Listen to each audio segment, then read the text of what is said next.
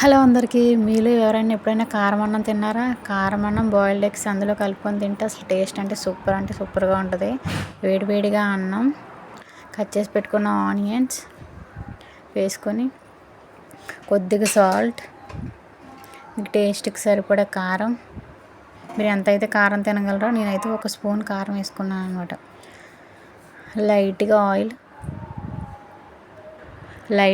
వేసుకొని, చూసారు కదా ఎంత కలర్ఫుల్గా కనిపిస్తుందో. 2 బాయిల్డ్ ఎగ్స్ వేసుకొని కలుపుకోవాలి.